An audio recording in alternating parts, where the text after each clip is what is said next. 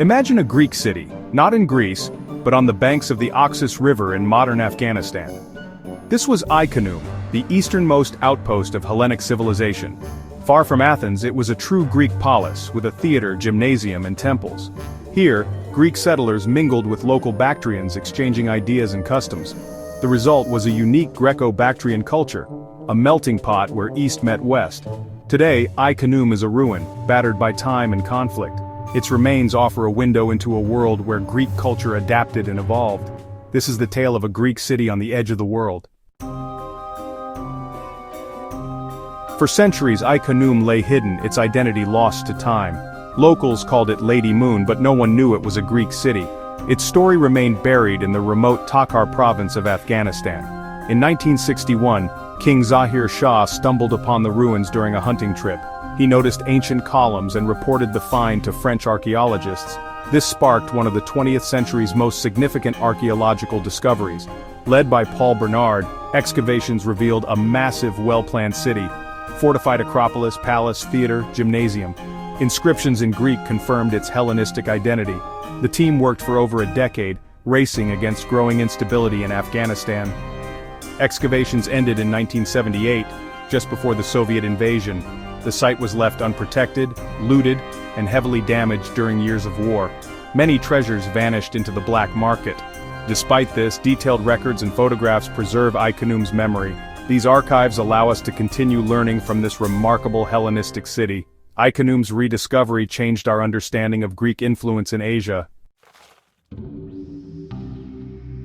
Among Ai-Khanoum's most remarkable finds was a stone block inscribed with the Delphic Maxims, ancient Greek wisdom from Delphi. Aphorisms like "Know thyself" and "Nothing in excess" offered practical guidance for living a good life. Their presence in Afghanistan was astonishing, a moral compass transplanted thousands of miles from Greece. Clearchus, a follower of Aristotle, brought these maxims from Delphi to Ai-Khanoum. This was a deliberate effort to preserve Greek identity in a distant land. Clearchus brought not just knowledge, but the ethical foundation of his society. The maxims charted a virtuous life.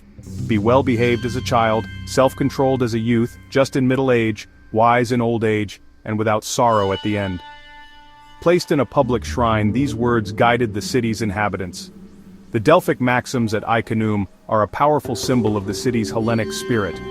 They remind us that ideas can travel as far as armies.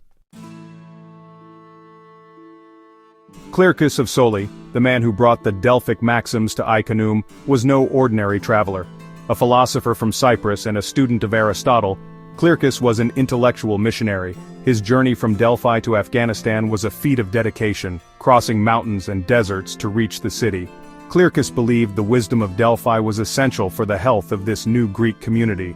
As a peripatetic philosopher, he followed Aristotle's belief that philosophy should guide real life, not just abstract thought. The Delphic Maxims were the epitome of practical ethics, rules for living well. Clearchus put Aristotelian principles into action, providing the city with tools for a virtuous existence. His story highlights the mobility of intellectuals in the Hellenistic world. After Alexander's conquests, scholars and philosophers traveled widely, serving as advisors, educators, and cultural ambassadors. Clearchus was a bridge between Athens and Ai-Khanoum, carrying Greek ideas to the edge of the known world.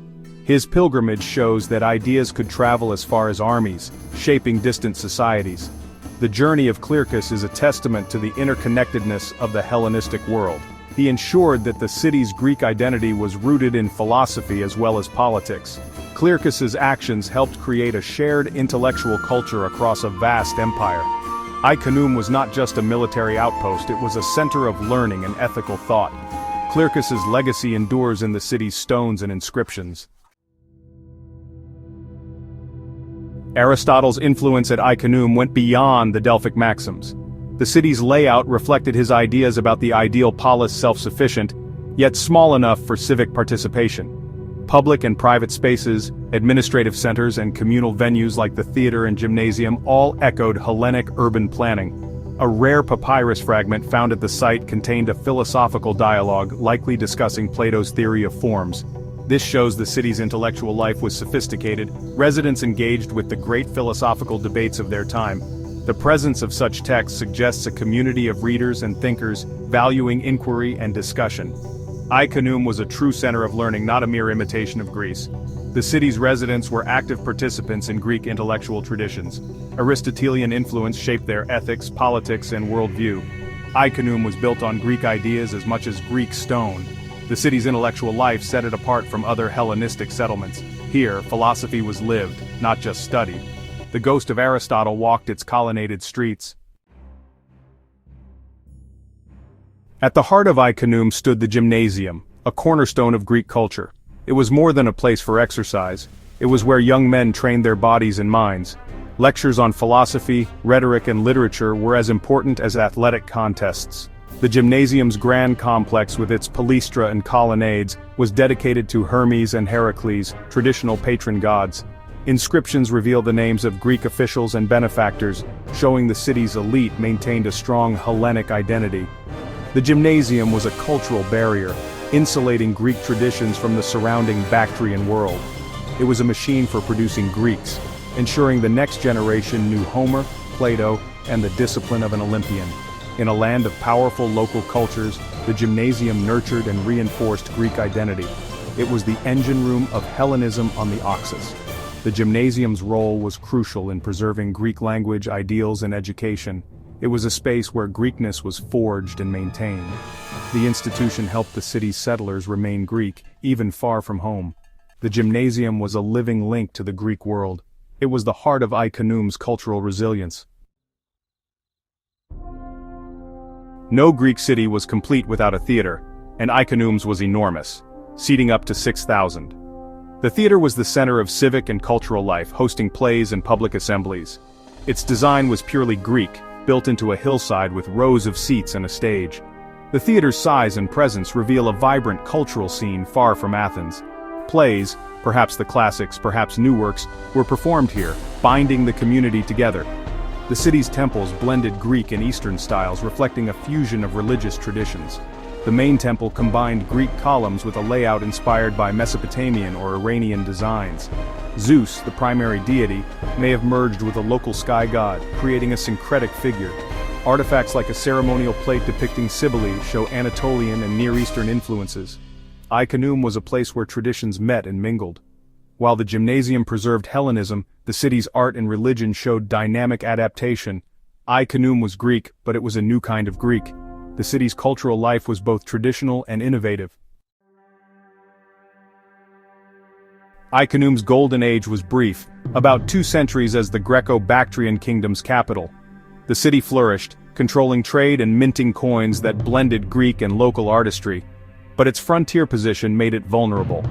Around 145 BCE, nomadic invaders, likely the Yuezhi, overran the city.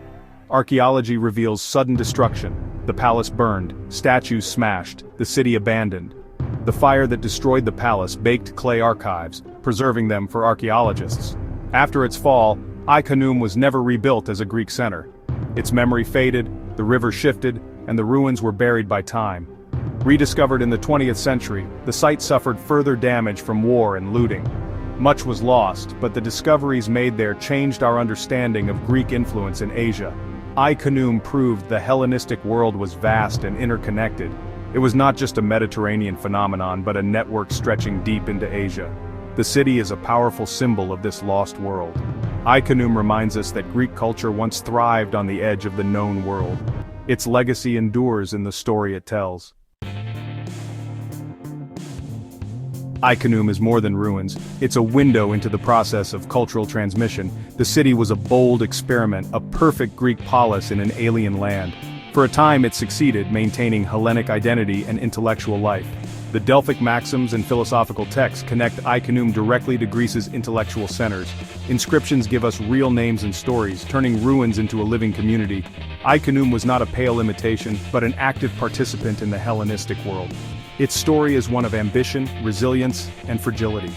The city's violent end is a reminder of the vulnerability of such outposts. Yet its legacy is powerful, challenging us to see the ancient world as a network of connections. Ai-Khanoum was a bridge between East and West. Though the bridge has fallen, its memory enriches our understanding of history. The city's voice still speaks across the centuries. Ai-Khanoum's story is a testament to the enduring power of ideas.